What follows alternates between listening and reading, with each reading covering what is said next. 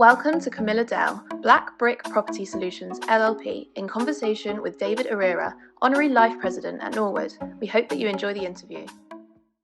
Camilla Dell, thank you so much for joining us on the Young Norwood online platform. It's a real pleasure to be able to chat with you. And I'm going to now hand over so you can introduce yourself. Thank you very much, David. It's a pleasure, an honour to have been asked by Norwood to sort of chat to everybody about my business and my background and coping with the pandemic.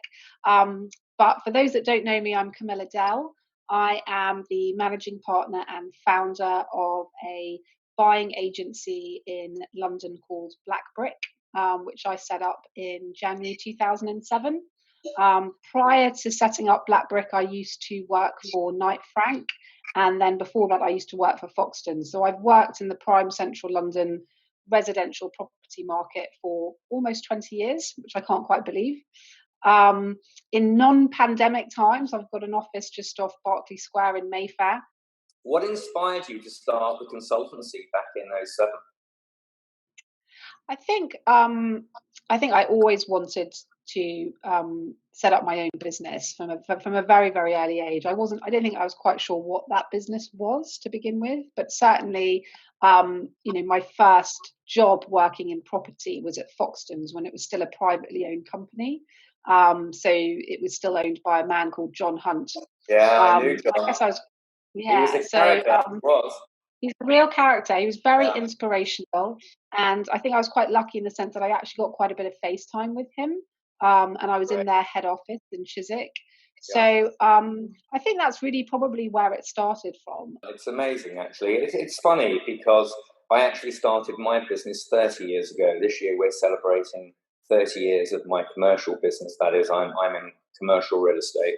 And when I started, most probably not dissimilar to you, I had some wonderful people that were inspiring me, that and I think I got to the point a little similarly to you, that when do you take that jump? When is the right time to take that jump?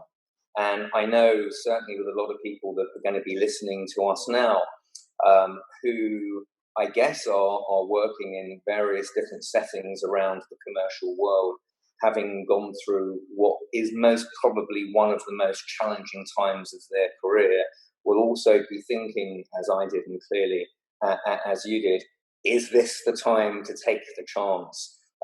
What advice would you have to anyone thinking about that? I made sure that I really had some good experience. I mean, I often speak to people and see people who are just, itching to set up on their own, really with very little experience. And I would say it's really important to learn your industry. And it's really important, no matter how mundane or perhaps boring those years are, kind of working your way up in junior level jobs. It is so, so, so important. I was at Foxtons for, I think, a good 5-6 years. And then I got headhunted by Knight Frank, and I went to I worked for Knight Frank for the buying solution, which is actually a competitor of mine now. I went there to test drive my business plan. I'd already really formulated. I kind of knew what I wanted to do, but I wanted to test it out. I kind of wanted proof that buyers really would pay money to have somebody search for a property for them. And within about 8 months, I realised that I could do it on my own. I had the contacts, I had the experience, and I left. But I think, my advice to young people is do the hard graft. There are no shortcuts. I meet so many people that come to me now looking for jobs. They want to be a buying agent, and they've got no real estate experience. I say to them, go and learn your industry. Go and be an estate agent. Work long hours. Learn the market. You can't just suddenly jump and be an advisor to incredibly wealthy individuals without having had that experience first. So I think that knowledge is so important. I'm bringing it back really to trying to focus around some of the young Norwood cohort. People that are looking for apprenticeships that now, because of COVID, actually may not necessarily be there for them. So I think that across all industries, and certainly our industry is the property industry. What advice would you have for young people who need to get that experience, or where they should be learning, and should they be offering themselves into companies to work for nothing just to get the experience, or should they kind of just hang on in there and see where you think they can get to? Any views on that? I think in terms of showing your passion, knock on doors, knock on as many doors as you can. Don't just send. I mean, I get so many emails land in my inbox from people that I don't know looking for jobs. I think network, actually get out there. I know that's difficult at the moment because we're all at home, but try and get warm introductions. Speak to your family, speak to your friends, speak to your parents, friends of your parents, to see if anybody that they know that work in the industry that can give you a warm introduction rather than just coming at it cold. So I think, don't get despondent, don't get upset because you get one or two no's. You will get lots of no's, but I think just maybe be a bit more creative about the way you approach businesses to try and get that first start. Yeah, I actually love that. I'm going to underscore that for you. Don't take no for an answer. Really, really good advice. Thank you for that. Can you share also with us some of the highs and lows that you've had over your career so far, if any come to mind? There have been so many highs, from completely exceeding all my expectations with my first year business plan, through to getting the keys for my office in Mayfair, through to just winning lots of awards, through to seeing my name in the FT for the first time, being quoted in the press, through to being on the front page of the FT of the House and Home section, to being voted one of the most influential people working in property by the Telegraph, alongside Prince Charles and people like that. I mean, just there have been so many highs and so many proud moments. I think the lows, if I can call them lows, definitely recruitment. I think it's very hard, particularly in the early days when you're very successful and you need to start to build a team around you. Very difficult. That's probably one of the most difficult things, is building your team. And I think I got it wrong many times. I hired people that weren't quite right, and there were issues, and then they left and they tried to compete with me and steal business and steal clients. And I think that's all really can be very difficult and can really take its toll and actually make you feel quite ill and unwell, certainly for me. How have you managed working from home all during COVID? Yeah, I mean, I think during lockdown, obviously, we weren't doing any viewings. We weren't really doing any business. I mean, our market literally froze. Everything just went on hold. I think we're incredibly lucky as an industry in that we were one of the first industries that the British government said, right, get back to work, which actually I'm really proud of. I think it means that the British government sees so much value in what we do that they wanted us to get back out there and start doing deals again, before lots of other businesses were able to start operating. We were pretty surprised at just the levels of inquiries and demands that basically flooded through from early May onwards. And so whilst our office isn't closed, we all continue to work from home. It doesn't mean that we're not seeing clients. It doesn't mean that we're not inspecting properties. We absolutely are. We're getting out there, and we're doing viewings, obviously with PPE.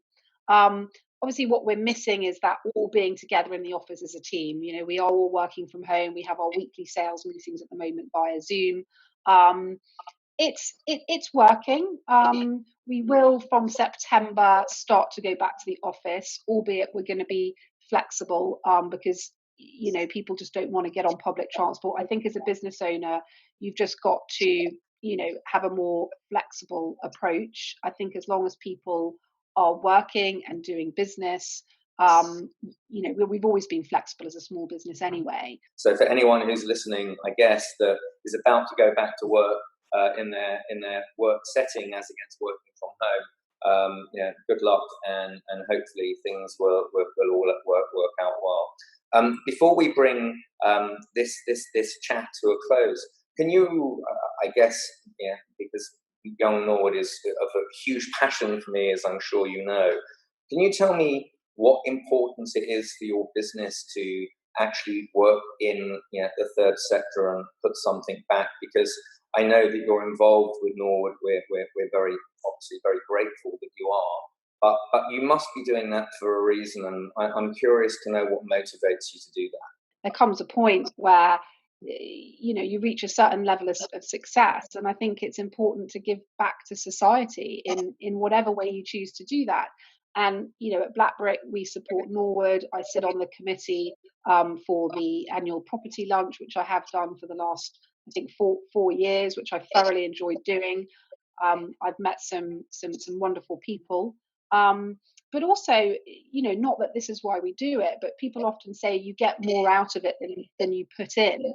I'll never forget, there was one lunch that I attended, and I met somebody on my table said, Camilla, you've got to network more. You've got to, go around the room and see people. And I was like, well, okay.